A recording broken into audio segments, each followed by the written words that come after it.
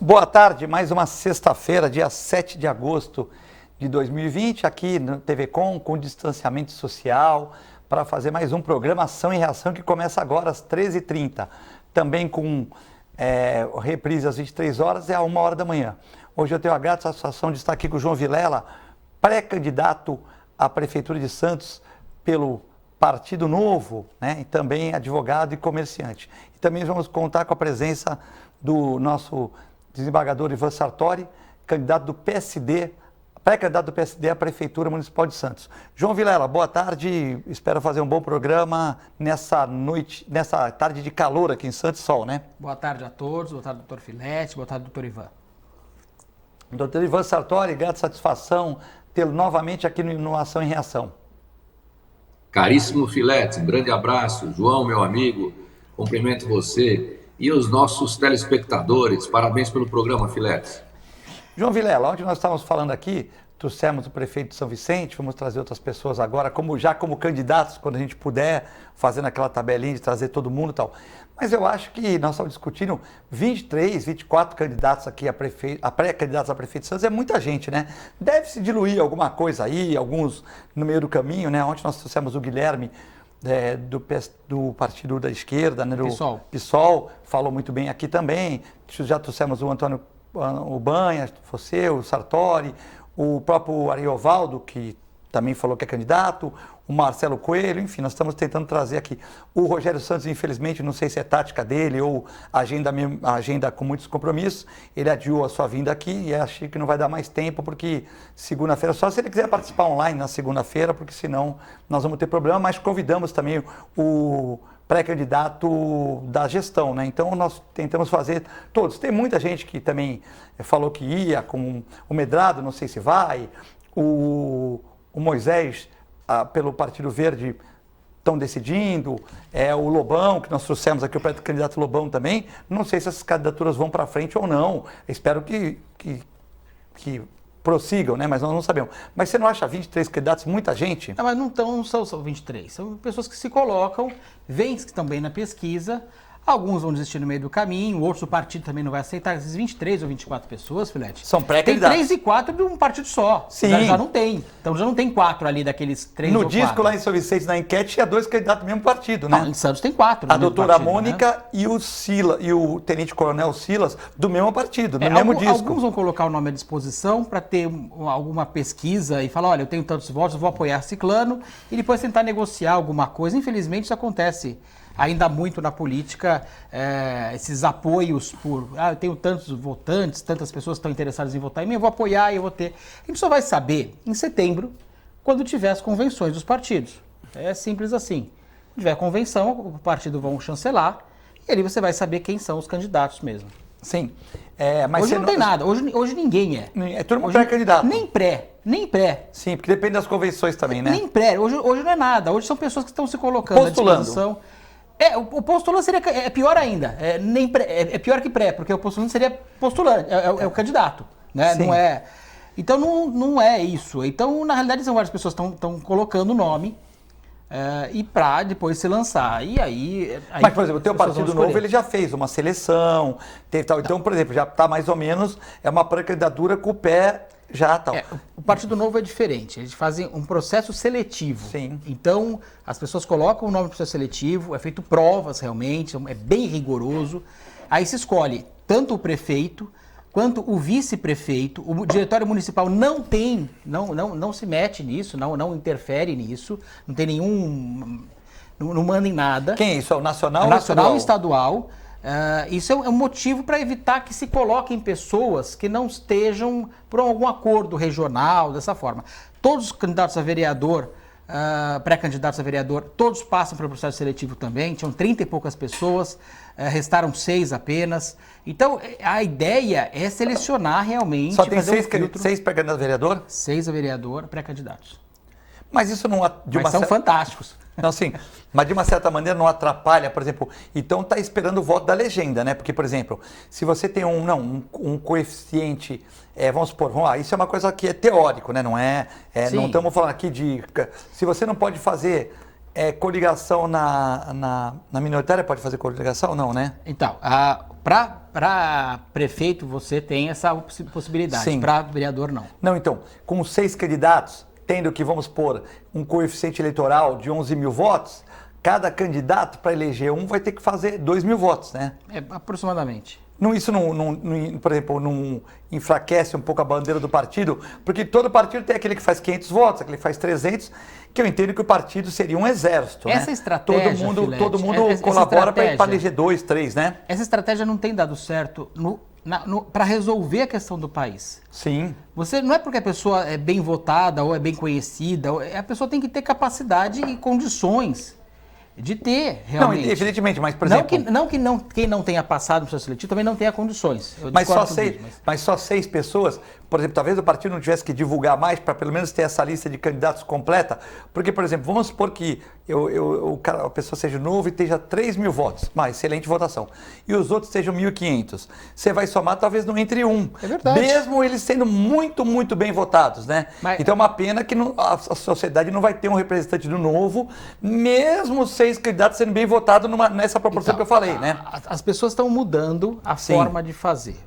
O presidente da República hoje, todo mundo falava no início de 2018 que ele não teria a menor chance, porque outros candidatos tinham uma coligação com muito dinheiro, muito tempo de televisão. A gente lembra dessas histórias que aconteceu. E entrou um candidato de um partido pequeno, que não tinha, e foi bem votado também o partido dele, que na época que tinha... A questão não é essa, as pessoas estão analisando quem eles vão votar. O voto é muito importante, Filete, o voto é fundamental. O voto é uma arma que as pessoas têm. Talvez nós, que somos um pouco mais antigos, que nós vimos as diretas já, a gente saiba a dificuldade que foi ficar sem voto, sem voz. Sim. Então colocaram prefeitos biônicos, governadores biônicos, eram tudo... Infelizmente aconteceu isso muito. E nós lutamos muito para ter a liberdade de poder votar. Então as pessoas têm o poder de escolha. Quem puder escolher, escolhe da melhor forma possível. E as pessoas vão escolher analisando cada pessoa. Olha, na vida pregressa, o que o partido fez foi fazer um filtro. Falou, olha, esses aqui nós estudamos a vida inteira da pessoa, vimos o preparo da pessoa, vimos as condições da pessoa, vimos que a pessoa realmente é preparada para aquilo. E o preparado não quer dizer que tenha grandes cursos, não é isso. O preparado é que a pessoa tenha condições realmente éticas e morais e qualidade da pessoa para poder fazer. Então nós temos candidato que mora... já morou nas palafitas da Dona Noroeste, por exemplo. Nós temos pessoas que moram na Ponta da Praia, pessoas que, cada um de um lugar, cada um com um tipo, mas com extrema qualidade e competência e já feito um processo seletivo. Então vocês vão ter que apostar na sigla também, né? Claro. Na sigla, porque esses votos para impulsionar, porque 6 candidatos é muito pouco, vocês têm que trabalhar a sigla também, né? Que é uma sigla que ultimamente tem crescido, tal, porque com 6 candidatos eu entendo que vocês entram, não prefeito, mas entram um pouco na questão A preocupação não é essa, Filete. Sim, a preocupação é fazer o certo. Nós Não, estamos fazendo o certo. E aí as pessoas têm a liberdade de escolher os que eles querem, analisar. Aí cada cidadão e cada votante vai ter... É uma nova forma de porque fazer... é o mandato, Filé. O grande ponto é o seguinte, vamos pensar, você está pegando uma procuração, você está fazendo uma procuração para alguém... Fiscalizar o poder público. Não, também, mas tanto para prefeito quanto para vereador, você faz uma procuração... Para te representar. Em branco, praticamente, para te representar durante aquele período. E se isso não for muito bem feito, ele vai estar lidando com a tua vida. Ele impacta dentro com os teus impostos, com o seu pagamento, com a sua cidade, com a sua rua, com tudo. O impacto é muito grande. Então as pessoas têm que analisar muito bem, e o partido tem essa preocupação do nome do partido, a limpeza do nome do partido. Por isso que tem esse processo seletivo que é dessa forma. Vamos chamar o Ivan Sartori. Ivan Sartori, muitos candidatos, 23, isso vai se diluir. O que você vê nessa eleição? Olha, eu faço exatamente essa leitura que o João está fazendo. A maioria dessas candidaturas vão se desidratar, com certeza, mesmo porque existem vários aí no mesmo partido, né? Então vamos aguardar a convenção agora, até o dia 16 de setembro, se não me engano, essa data, e aí nós vamos ter uma ideia do que está acontecendo. Alguns já têm aí uma situação solidificada como pré-candidato e possivelmente se transformarão em candidatos. Nunca é o caso do João, é o meu caso, que ali o PSD me deu toda a liberdade e toda a independência para poder trabalhar como pré-candidato e não tem qualquer problema de interferência e nada disso. Então, eu acredito que o João, outro também é o candidato da situação, parece que já está definido, não é? Os demais começaram a surgir depois. Então, nós temos de Paulo Corrêa, que surgiu depois porque o Kenny não entrou, uma candidatura de última hora. Depois tem a candidatura do Taná também, que nós não estamos, o Taná também não está, o Taná Corrêa também não está se definindo bem e tal. O Moisés não tem certeza. Tem também o Márcio Aurélio, lá do PDT. Agora, eu acredito que nós vamos ter aí no máximo, o Rui era candidato, parece que desistiu. Eu acredito que nós vamos ter no máximo aí uns 6, 7 candidatos. Não vai passar disso com certeza, porque nem cabe um número de candidaturas desse aqui em Santos, né? Agora, é direito de todos. Se tiver um número maior, paciência, vamos aí trabalhar com essa situação, com essa realidade, né? Santos merece toda a atenção e merece também que tenha o maior número possível de pessoas que queiram ajudar Santos, que queiram fazer a diferença, porque a cidade está muito derrubada, está muito complicada. A administração atual está focalizada em fazer algumas obras de impacto que nas regiões mais favorecidas, esquecendo-se completamente da situação caótica que está a cidade, na zona noroeste, e até por aqui no Gonzaga você vê isso, moradores de rua, crack, estava conversando com o João agora, a realidade dessa situação, né? Santos está bastante deteriorado. Então, vamos aguardar, mas eu acho que vai dar tudo certo e vamos para frente. Sim, eu também falo aqui no programa que eu acredito de 6 a 8 candidaturas, acho que mais que 8 candidatos e tal, respeitando a todos, né? Tivemos aí o Rodolfo Amaral, que não é mais candidato, o Uriel também falou que ia ser candidato, não é mais, tem uns outros candidatos no partido dele. Eu acredito que 8 candidatos, de 7 a 8, eu também concordo com o João e com o Sartori, né? Ô João, se você, é uma pergunta que se você no dia 1º, eu vou fazer a mesma pergunta para o Sartori, se você no dia 1º, né, conseguir subir as escadas como prefeito, é uma possibilidade grande, você, do Sartori, enfim, né? Eu acredito que vai ter segundo turno e algum de vocês seja colocado no segundo turno. Esse primeiro mês, quais são as suas metas? Por exemplo, ontem eu brinquei aqui que se eu fosse prefeito, a minha primeira meta era fazer em Santos, era trabalhar com a questão dos moradores de rua e também essa questão da ciclovia, onde tem ciclovia, bicicleta na contramão, moto com escapamento aberto. E hoje o Jornal Tribuna de Santos, né? Eu não pauto o jornal, não. Hoje o Jornal Tribuna de Santos fez uma matéria sobre isso, que nós não temos o aparelhinho para medir. Mas acho que esse aparelhinho dá para comprar, tanta coisa que compra, né? Comprar o aparelhinho para a gente enviar para a Polícia Militar, né? A prefeitura faz um convênio para ver, né? E as pessoas reclamando de moto de escapamento aberto. A gente, na pandemia, menos gente na rua. Com menos gente na rua, quem mora na praia ouviu o mar, quem está numa avenida ouviu o barulho das árvores, você que mora na costa ouviu o balançar dos dos coqueiros com o vento e tal. Mas de vez em quando, ou de vez em sempre, passa uma moto de escapamento aberto. Então eu falei que era tolerância zero na praia, numa praça da Zona Noroeste, diminuir os cargos comissionados e essa questão de bicicleta na contramão e moto de escapamento aberto, que eu acho que é uma campanha barata, e eu ia melhorar a cidade. Mas, logicamente, que tem muito mais coisa para fazer. Eu falei brincando. Você, se assumir, qual que seria a tua prioridade no primeiro mês que você pegar a prefeitura? Filete, antes de responder, eu tenho que explicar que é uma questão eleitoral, até para legislação eleitoral, eu não posso falar de propostas nem de metas. Sim, sim. Só pode ser feito depois da convenção. Podemos... O que eu posso falar são ideias que nós temos. Ideias. Que nós podemos ter realmente. Eu peço desculpa pela pergunta. Não, perfeito, é certíssimo. É só uma questão de tomar um certo cuidado, porque nós temos que seguir exatamente... Você tá acompanhando essa legislação detalhadamente, né? Muito. Então, e o grande ponto é o seguinte, isso qualquer cidade tem que fazer isso. Não é questão de Santos ou qualquer partido ou qualquer candidato.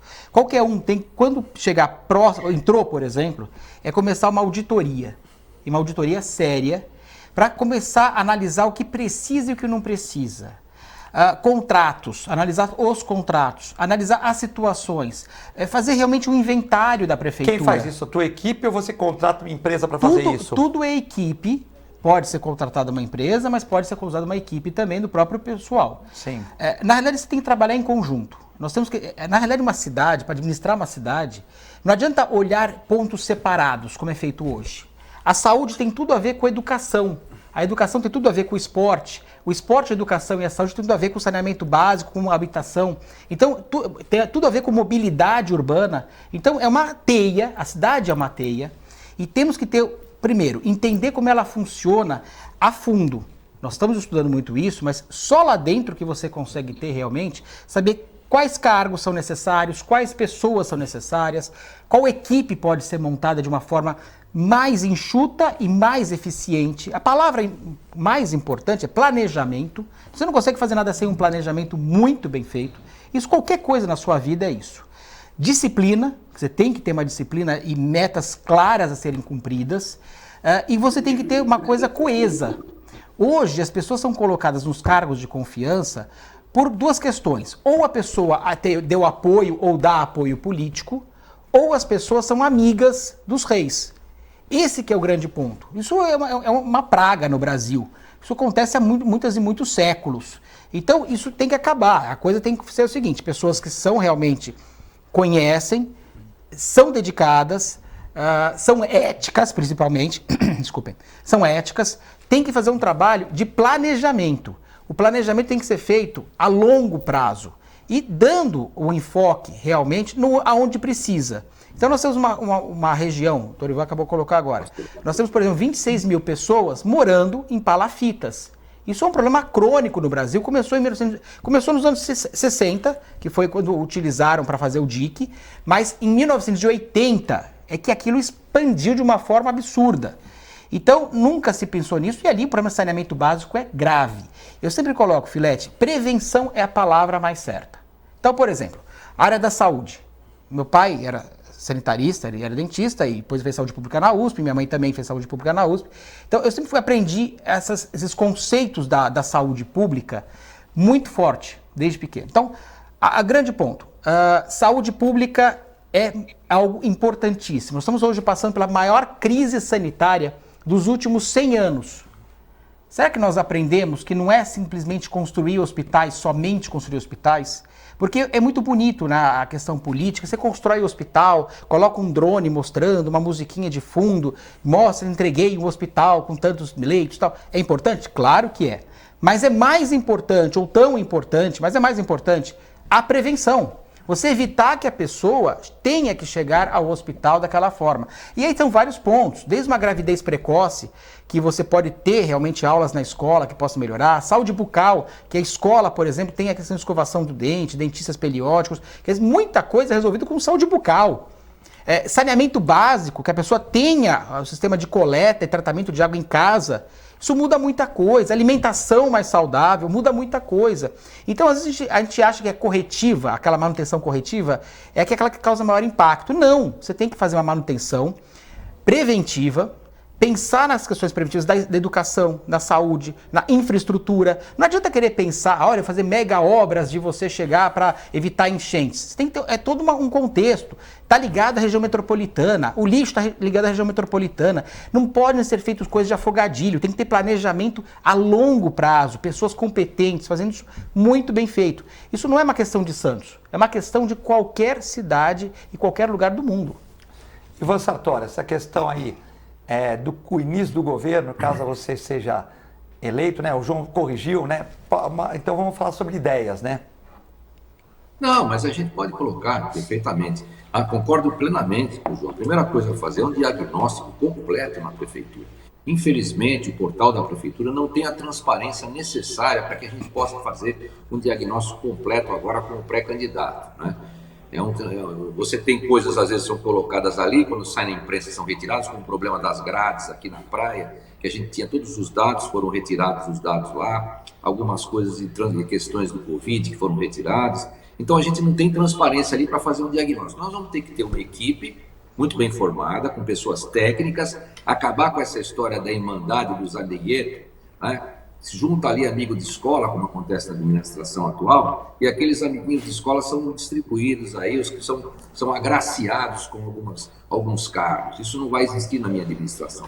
Nós vamos pegar os técnicos, pessoas que realmente possam pensar Santos, resolver Santos. E esses técnicos vão fazer um levantamento completo da prefeitura, um diagnóstico completo, mas até para ressalvar a responsabilidade nossa, se por acaso houver eleição, se formos eleitos, até para ressalvar nossa responsabilidade, porque a gente vê que, né, já existem aí 2 ou 3 ações de improbidade. Nós temos as ações, aquela ação suspendendo a unidade de renovação de energia elétrica, unidade de renovação energética. Nós temos a questão também de outras suspeitas com a questão das aplicações do Covid. Não está clara a situação da aplicação das verbas do Covid. Então a gente precisa ver toda essa situação e fazer esse diagnóstico. E essa equipe é que vai levantar tudo isso. Possivelmente nós tenhamos que contratar aí uma empresa de auditoria, né? E aí nós vamos ter que achar o caminho, porque o problema realmente é sistêmico. Como bem falou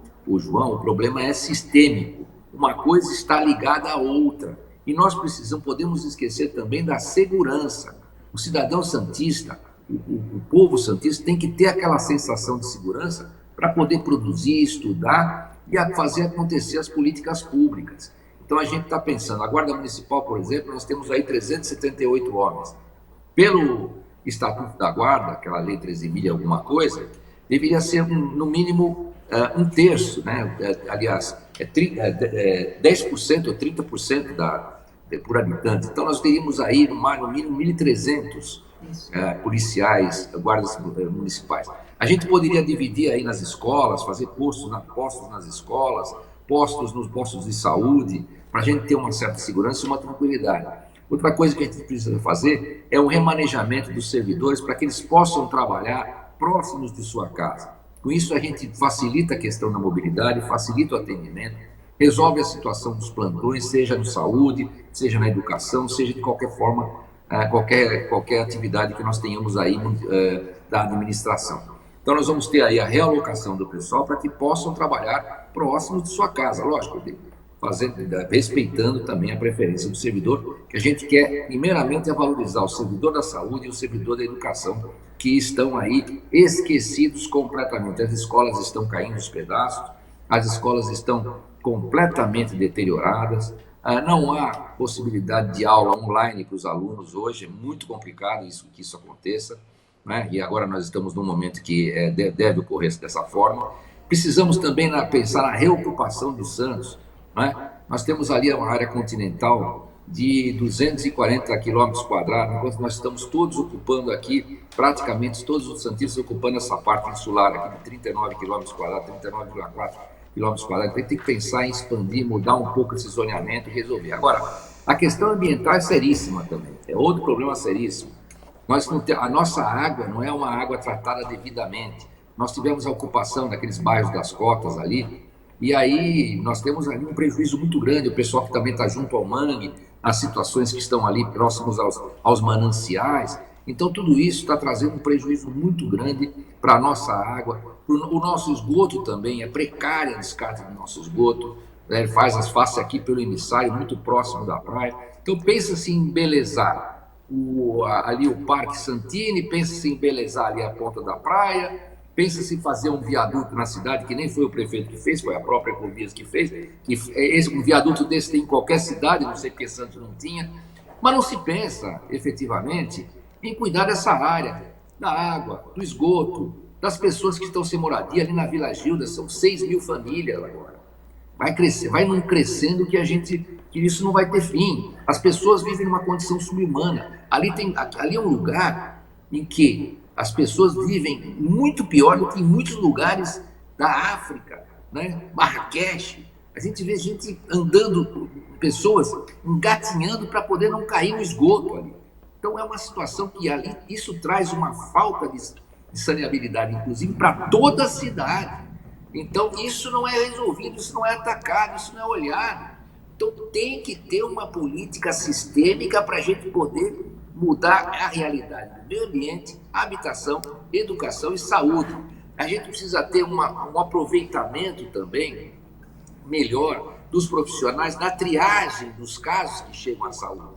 Então, por exemplo, você pode fazer uma triagem online. Hoje todo mundo tem celular, tem WhatsApp, e quem não tiver, nós podemos fazer a triagem por intermédio de motocicletas com enfermeiros para fazer essa mototriagem. né? E aí facilitaria também o atendimento, faria um racionamento desse atendimento, os remédios também, remédio de uso contínuo, os remédios também de uso imediato, todos eles estão armazenados de uma forma que não tem uma logística para a destinação, para a dispensação desses remédios.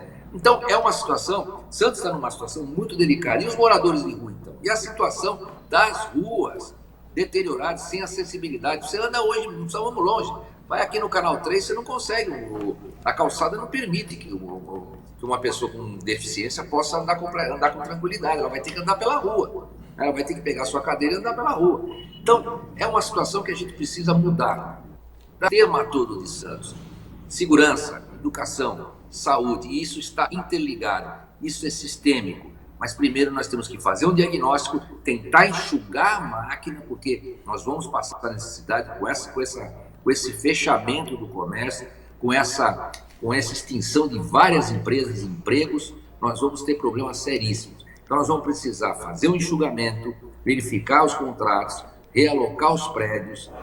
Por exemplo, nós temos uma Prodesan que só dá prejuízo. Nós precisamos ver o que vamos fazer com a Prodesan, precisamos ver o que vamos fazer com a Coab. A nossa participação é grande na Coab, a Coab só dá prejuízo. A Coab não está fazendo absolutamente nada. Não tem nenhuma política na Coab.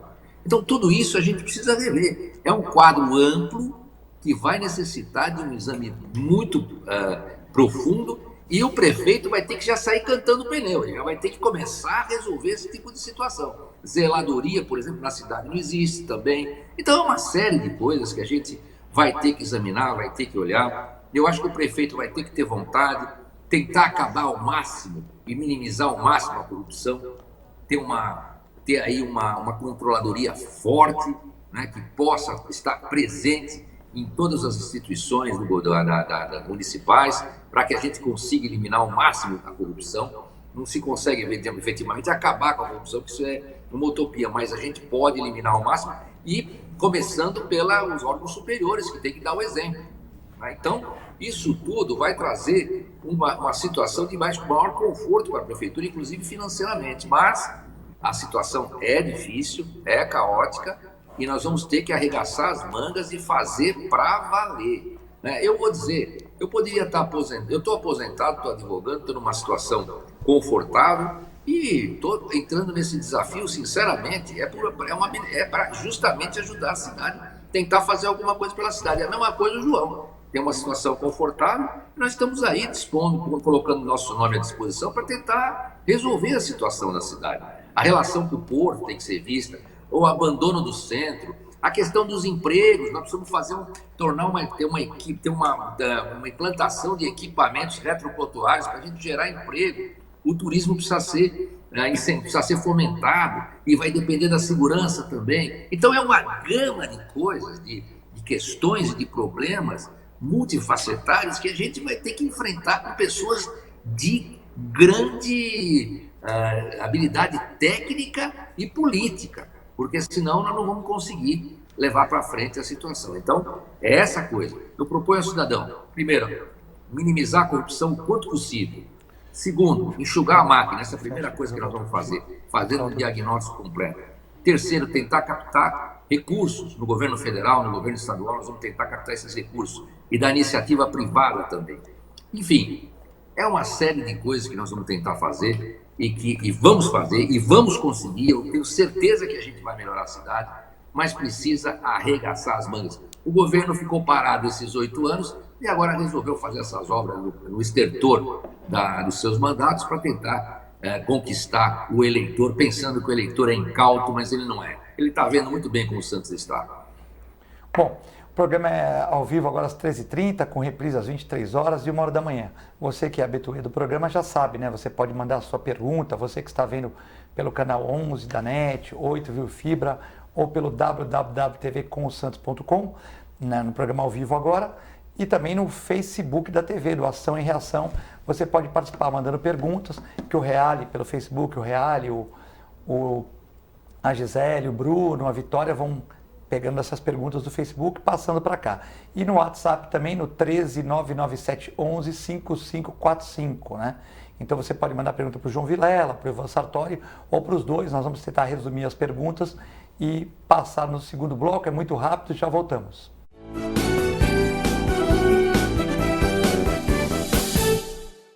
Agora os beneficiários do Plano Santa Casa Saúde contam com o novo 0800, oferecendo a você um serviço de urgência e emergência 24 horas, mais moderno, agilidade no seu atendimento e muito mais cuidado no seu socorro. 0800 941 6110. Aqui a sua vida é levada a sério. Apoio 9 Emergências Médicas. A Clínica Multiimagem é especializada em exames de radiologia e diagnóstico por imagem, investindo continuamente em tecnologia e trazendo constantes inovações para proporcionar à comunidade médica e seus pacientes diagnósticos ainda mais precisos. Sua nova e moderna estrutura, aliada à tecnologia de ponta, juntamente com o corpo clínico especializado, tornam a Clínica Multiimagem um dos centros de diagnósticos por imagem mais avançado do estado de São Paulo. Entre em contato pelo telefone 3202-1250.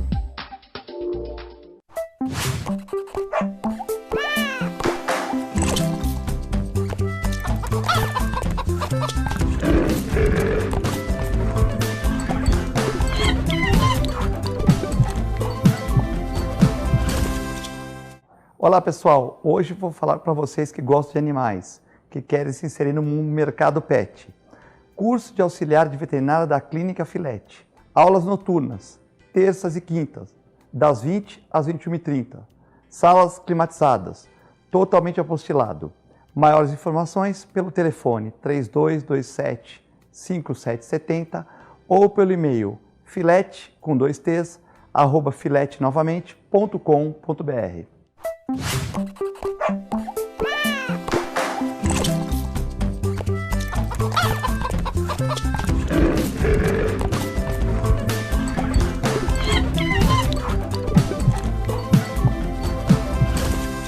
A melhor programação RVD.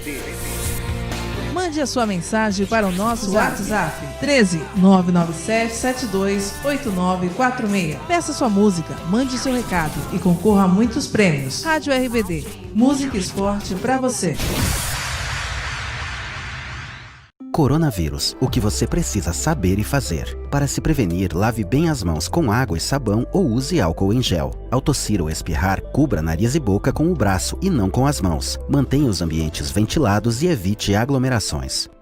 Com corpo clínico experiente e mais de 40 especialistas, o Plano Santa Casa Saúde oferece atendimento humanizado há mais de 25 anos. Além de convênio com o mais completo hospital da região, conta com clínica de especialidades, atendimento de urgência e emergência 24 horas, autorização de exames online e plano odontológico incluso. Consulte nossos corretores e saiba mais. Plano Santa Casa Saúde, sempre perto, cuidando de você. Pensando na facilidade e maior conforto para você, o aplicativo da TV Com oferece nossa programação ao vivo 24 horas em interação com nossas redes sociais. O app TV Com Play já está disponível no Play Store para sistema Android e no App Store para sistema iOS.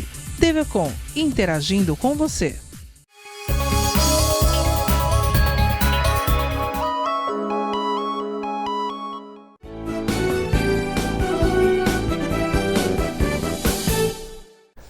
Boa tarde, estamos de volta no segundo bloco aqui do Ação e Reação, para quem está ligando na TV agora, hoje com João Vilela, pré-candidato a prefeito de Santos pelo Partido Novo, empresário e advogado. Ivan Sartori, desembargador, pré-candidato pelo PSD à Prefeitura de Santos também. Programa dessa sexta-feira ao vivo, muitas participações. A Maria, boa tarde, Filete, o programa está ótimo. Você trazendo os candidatos, os pré-candidatos, tá?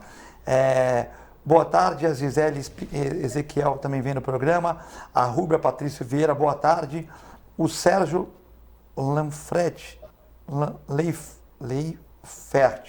Leifert. Gosto de ver como o João e o Ivan têm visões próximas de racionalizar e melhorar Santos como equipe comprometida com resultados, né? Então, está elogiando vocês dois aqui, né? Tem o Paulo Dodo Costa, boa tarde, um fraterno abraço para o meu amigo João Vilela. O João Matheus Filete, leia a minha pergunta.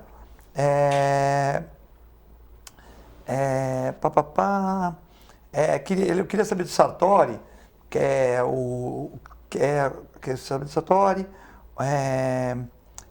se ele tem amizade com o desembargador Siqueira, se ele acha que o Siqueira está certo, e também saber da questão dos processos que o Siqueirinha tinha éticos e que foram que não deram nada, tal, enfim, né? Uma pergunta do João Matheus, ele perguntou aqui, no jornal saiu que ele tem vários processos e quando você foi presidente você os arquivou, né? Deve ter algum motivo, mas enfim, o João Matheus quer saber para você explicar para ele o que aconteceu com esses processos. Siqueira, ele é desembargador no tribunal que eu fui desembargador, é evidente que eu conheço. Em segundo lugar, eu acho que ele realmente não agiu bem, evidentemente que ele não agiu bem. Em terceiro lugar, não se pode confundir, nós tivemos ali um processo, um único processo, não arquivei processos dele, não estou, é um único processo que houve em que o Siqueira se desentendeu com uma desembargadora que antigamente era juiz aqui em Santos e ele também era juiz aqui em Santos.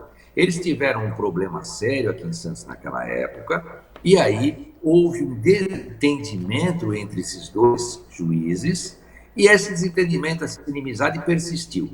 Em determinado dia, 30 depois, quase 30 anos depois, quando eu era presidente do tribunal, o Siqueira estava entrando na garagem, e a Maria Lúcia, que é uma moça também complicada, difícil, ela fica ali com o Siqueira, lá, mais ou menos do mesmo jeito que o Siqueira. Essa moça apontou o dedo para o Siqueira, começou a agredir o Siqueira se revoltou, foi atrás dela, também não achava que ele devia ter feito isso, devia ter passado reto. E aí ela entrou com uma representação contra o Siqueira. Eu examinei a representação, mandei ouvir o Siqueira, tentei apurar a situação, e o que foi apurado? Ali houve uma desinteligência entre ambos. E mais, como se sabe, o desembargador, pela lei, só tem o apenamento da aposentadoria compulsória e a disponibilidade. E eu, como corregedor dos desembargadores presidente do tribunal, não poderia aplicar aquela pena de forma nenhuma por conta de uma desinteligência. A própria Maria Lúcia admitiu que ela estava envolvida e também provocou essa desinteligência. Tanto que ela não recorreu da minha decisão, tanto que ela não foi para o CNJ, ela simplesmente aceitou. A Maria Lúcia teve um problema, porque ela foi muito minha amiga, e eu fiz muito pela Maria Lúcia no órgão especial. Eu tentei ajudá-la, ela teve inúmeros processos também lá, representações, teve problemas sérios no órgão especial. Então eu tentei até ajudá-la quando eu era integrante do órgão especial, se transformou numa amiga. Depois, quando passei a ser presidente, ela foi indicada, como ela me pediu, ela é uma pessoa preparada, foi indicada para estar lá na comissão de conciliação. Então, ela foi indicada pelo SEJU para a criação do SEJUSC, né? Comissão de Conciliação e Justiça. Essa comissão era presidida pelo Vandeci Alves. E o que aconteceu? A comissão estava descontente com a presença dela lá, porque ela é uma pessoa muito difícil. Então, eu pedi que ela saísse. E aí, ela agora vem com essa retaliação, mencionando o meu nome, justamente por conta dessa saída dela da comissão, que estava realmente numa situação difícil. Ela até me indagou, mas eu sou sua amiga, sempre fui. Eu falei, olha, amigo não cria problemas para amigo. A comissão está azeitada, está andando bem, o pessoal da comissão não estava entrosando com ela, e aí houve essa situação dela ter que se retirar da comissão. Daí, essa reação dela. Agora, ela tem o mesmo perfil do Siqueira.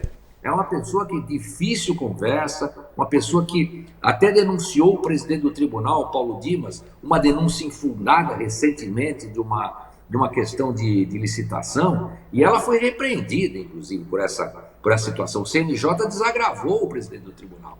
Então, com a devida vênia, não acreditem tanto no que vocês veem na imprensa. Se eu arquivei é porque tinha fundamentos para arquivar, havia uma desinteligência e não havia como apurar uma situação que os dois estavam envolvidos e os dois tinham responsabilidade pela situação. Aí o arquivamento que não chegou a outro ponto, não pôde apurar mais nada. Eu fico contente com o senhor poder ter dado essa explicação, né? Porque a pessoa que mandou a pergunta e pensou que nós não íamos ler a pergunta. Ele falou, ele mandou 4 vezes a pergunta, faz a pergunta. E não tem por que não fazer, porque, veja bem, é o que o desembargador falou. Ele vai aposentar um cara porque teve uma briga no estacionamento. Pense você ser dono de uma clínica, de uma loja, como o João Vilela tem, e 2 funcionários discutiram no estacionamento. Quem que viu? Apenas o guarda da loja. Não tinha clientes naquilo, não tinha, porque é o estacionamento dos desembargadores, não é estacionamento do shopping, nem o estacionamento do hotel. Então, quem escutou foi um desembargador, de repente, um motorista, um manobrista, ou seja, foi uma coisa interna. Você vai expulsar o cara? Você vai aposentar o cara por causa disso? Quer dizer que 2 funcionários teus brigaram num canil da minha clínica, brigaram lá. Eu peguei pelas câmeras, vai para você para casa, você fica aqui, se acalma, tal. No dia seguinte, chama os 2, tal. Que punição você vai fazer? Uma punição leve. Não tem como você aposentar a pessoa por uma briga numa garagem. Então, às vezes, também... Eu concordo. O problema que surgiu, né? O problema que surgiu é que ela mesma provocou esse desentendimento. O Siqueira estava passando do outro lado, e ela provocou o Siqueira, apontando e falando uma série de coisas para ele. Ele, infelizmente, também é uma pessoa que poderia manter a calma, foi lá discutir com ela, e os 2 se alteraram e houve essa desinteligência. É uma discussão entre ambos. Agora, eu tentei apurar o máximo que eu pude, mandei ouvir o Siqueira, mandei apurar, mas restou isso, uma desinteligência entre ambos. Sim. E isso não suportaria nunca, isso não poderia fundamentar nunca uma aposentadoria compulsória, uma disponibilidade. Porque se eu fizesse isso, o Siqueira recorreria e iria caçar isso no CNJ, com certeza, porque seria desarrazoado. Então, é uma situação difícil. A Maria Lúcia, por conta desse problema que ela teve lá na comissão do Sejusc, ela começa a levantar uma questão para poder me atacar com um processo que ela sabe que ela é responsável, que ela não recorreu, e que ela não foi para o CNJ e ela ficou caladinha com a minha decisão porque sabe que a minha decisão está correta. Tá bom, é isso aí. Bom, realmente está esclarecido o assunto, né? João Vilatê pergunta para você aqui. O Jorge está perguntando o que você faria com a questão dos moradores de rua. Boa pergunta, Jorge. A ideia realmente é você poder resgatar muitas pessoas. Vamos pegar a análise que nós temos hoje dos moradores de rua. 90%, 89% são pessoas que têm algum problema mental. Nós temos que ter os CAPs funcionando muito bem. Infelizmente, os CAPs são instituições da prefeitura que estão tão abandonadas, mas tão abandonadas, que é a questão da psicossocial, o atendimento desse pessoal todo, também de quem tem problema mental ou está com algum problema nessa situação. Está tão abandonado o CAPES da Prefeitura de Santos que a própria Prefeitura, a Vigilância Sanitária da Prefeitura, fechou o equipamento da Prefeitura. Você tem uma ideia como é que está abandonado. Então esse é um ponto. Outro ponto é o uso de drogas.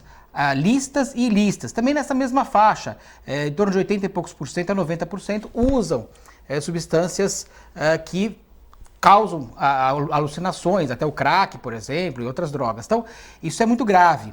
Hoje o orçamento é muito alto, inclusive. O orçamento da Prefeitura de Santos está em torno de 76 milhões de reais por ano, para um número de em torno de 750 moradores de rua.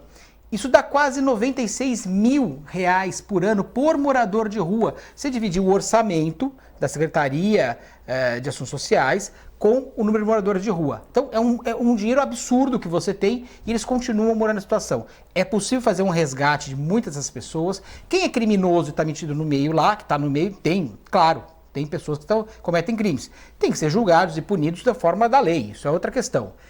Tem pessoas que estão precisando de resgate, pessoas que estão realmente... Tem pessoas que precisam de emprego.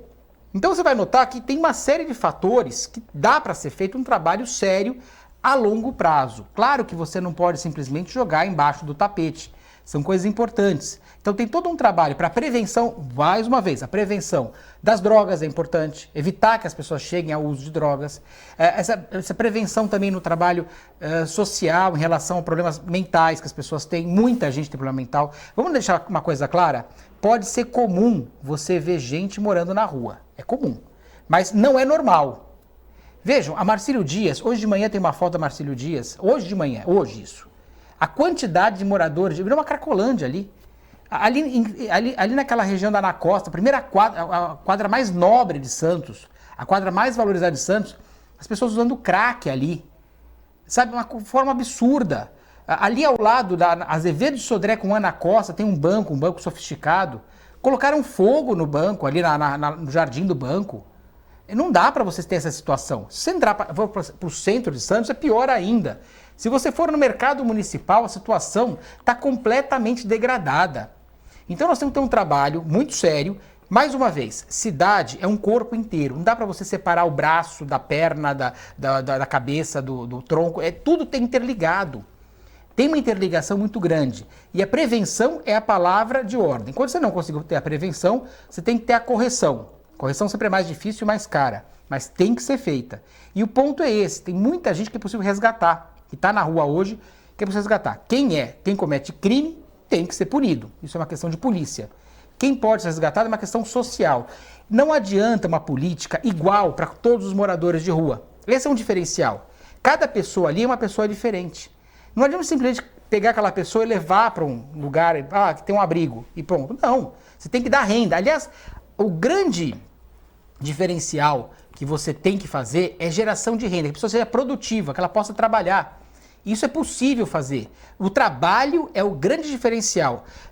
Várias cidades no mundo fizeram essa experiência. O problema de morador de rua é uma constante no mundo inteiro, não é exclusividade daqui. Aqui está terrível, fizeram de uma forma absurda.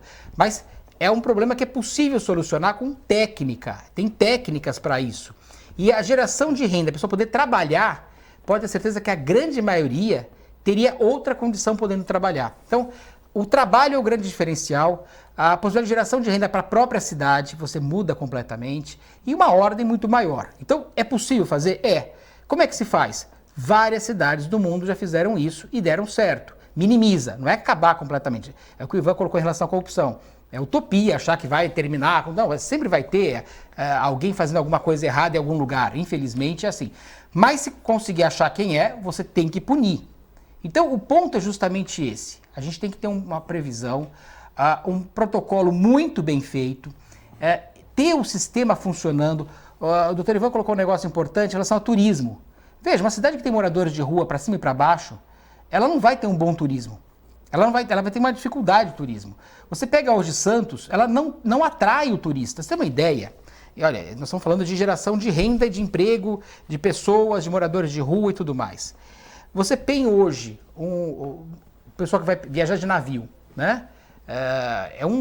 Imagina, os cruzeiros atraem pessoas com bom poder aquisitivo. Às vezes um navio tem 4.500 pessoas que entram ou que saem desse navio aqui em Santos. Quantas dessas pessoas vêm passear em Santos? Pouquíssimas. O turismo aqui é pouquíssimo explorado. Aliás, eles querem, o problema é que querem explorar o turista e não explorar o turismo. São coisas diferentes. E nós temos que pensar muito, não é só praia. Nós temos um centro histórico que pode ser realmente pujante. Hoje é decadente, infelizmente. Restaurantes estão fechando no centro de Santos, antes de pandemia, hein? Depois da pandemia a coisa é terrível, mas falando tudo antes de pandemia. Veja, restaurantes tradicionais fecharam em lugares fantásticos em Santos, que eram para ser realmente nunca ter acontecido. Então nós estamos perdendo a noção da geração de renda. Esse vai ser o maior desafio, não só para Santos, mas qualquer outra localidade.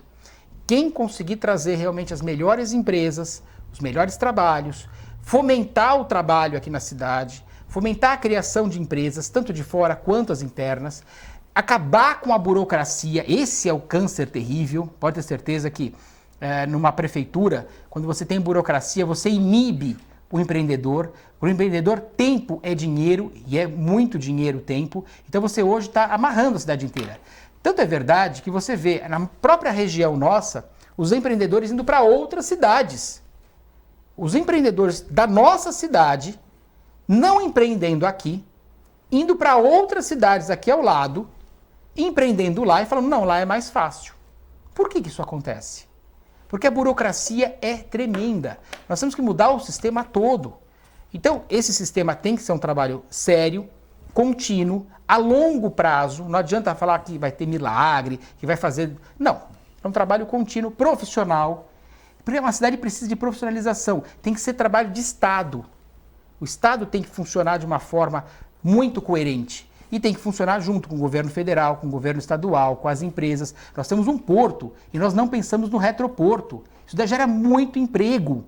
Nós éramos para estar com emprego em grande quantidade. E vejam, de 2014 a 2019, estou falando antes de pandemia, nós perdemos 20 mil empregos em Santos, na cidade de Santos. Isso equivale, com o crescimento de 2019, que teve de 104 empregos, segundo o CAGED, a você ter 200 anos para recuperar como estava em 2014. Vejam, o crescimento é pífio. Esse é o diferencial. É por isso que nós temos que mudar todo o sistema. O sistema hoje, ele é travado. Parece que quer que você acelere, mas deixa o freio de mão puxado. Temos que mudar isso. A Vilma, programa democrático. Maria Aparecida, temos que enxugar a máquina. O Sartori falou tudo. João Vicente, parabéns pelo programa, mudanças urgentes. O Altemar, o viaduto da Nossa Senhora de Fátima vai ser estacionamento de carro em dias de chuva? Não entendi, mas depois vocês Ele está falando que está alagando lá, então os carros ficam parados em cima para evitar. Vamos supor que ali a pessoa chegou, está chovendo, alagou o resto da avenida. Mas não estão arrumando para não alagar mais? Então, o problema é esse, o alagamento vai continuar, já é a promessa que vai continuar o alagamento. Não, mas ali naquela parte que está reformando, vai continuar o alagamento ali, Sartori, onde está reformando a entrada da cidade?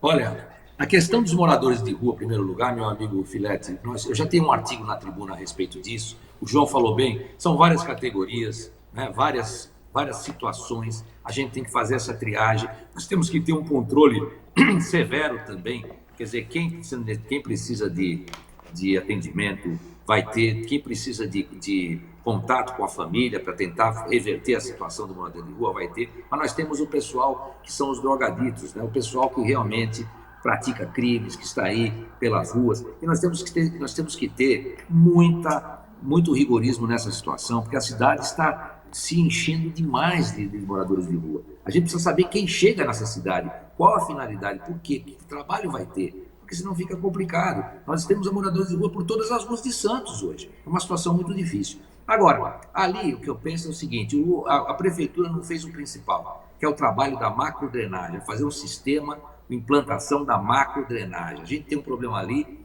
de estar abaixo do nível do mar, então a questão é essa. Enquanto não se fizer uma macrodrenagem, o resto é tudo maquiagem.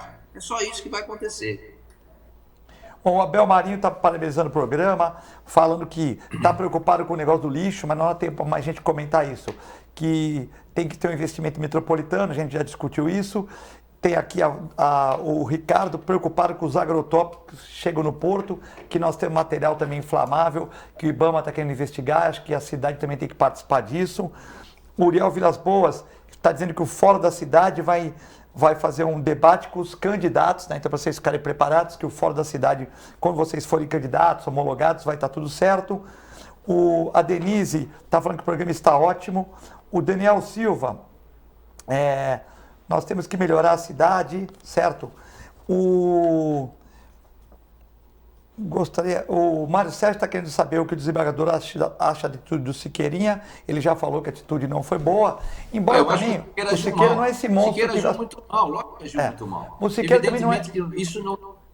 Isso não retira o que a Guarda vinha fazendo com o cidadão. A Guarda vinha tratando o cidadão de bem com muito desrespeito, com muita truculência. A gente sabe disso. E isso a mando do prefeito, evidentemente. Mas isso evidentemente, não autoriza que o Siqueira fizesse o que fez. Eu também não concordo. Lógico, ele errou e errou muito. Sim, na verdade, também o Siqueira não é esse monstro, então, porque ele foi meu vizinho de prédio e ele ajudava muita gente. Ele ajudava muita gente, ele sempre foi simpático com os porteiros, com as pessoas e tal. Ele teve esse desequilíbrio no dia, tudo, ele tem as ideias dele e tal, mas também então ele errou muito, mas assim, eu já vi ele ajudando muita gente também, né? Por exemplo, funcionário da casa dele fez direito, ele pagou a faculdade, então ele pagou a faculdade de direito para muita gente, então também não é assim, não vamos também, ele errou muito, mas também ele é uma pessoa que bem ou mal estudou, fez direito. Ele já foi linchado, né, o Filete, ele já foi linchado publicamente, né? Já recebeu a pena dele. Isso também, assim, chega uma hora que, ele já foi linchado, ele vai responder lá, agora não é mais o Sartori, ele vai responder lá para outro desembargador que está com essa parte aí de tal, e, a vida segue, né? Só que também não vamos achar que acabou o mundo, também ficar falando 15 anos sobre esse assunto, né? Enfim, eu acho que já esgotou, né? Queria agradecer o Ivan Sartori pela participação, né? Sempre com boas ideias, assim como o João Vilela e com os outros candidatos que vieram aqui. Desejar sucesso para vocês na candidatura e que possam vir aqui mais vezes, quando já forem homologados, a gente conseguir fazer os debates aqui, ou pelo menos entrevistar um por vez. Filete, eu quero te agradecer aí muito, né? Pela oportunidade, quero dizer da minha admiração por você. Também cumprimentar o João, também é pessoa que eu admiro muito, e cumprimentar essa equipe sua e nossos telespectadores. Eu acho que vocês vão elevar o debate, vai ficar bacana, eu acho que vai ser um debate bem produtivo e quem ganha é a cidade, né, João Vilela? Não, é importantíssimo, a cidade ela tem que escolher, ela vai escolher alguém e temos que pensar a longo prazo. Esse é o grande diferencial. Um abraço também para o doutor Ivan. O doutor Ivan é realmente uma pessoa que conhece tudo do direito, uma pessoa que respeito muito, sabe muita coisa de como ser feito certo. Então nós temos que pensar no futuro da nossa região. O que nós temos hoje, o que nós queremos ter. Nós temos um grande problema hoje de pessoas que têm que sair de Santos para trabalhar fora de Santos. Você acha normal? Isso não é. Então tem que ter realmente outra visão. E isso é importante. O Elton Monteiro, programa ótimo, trazendo políticos novos, parabéns.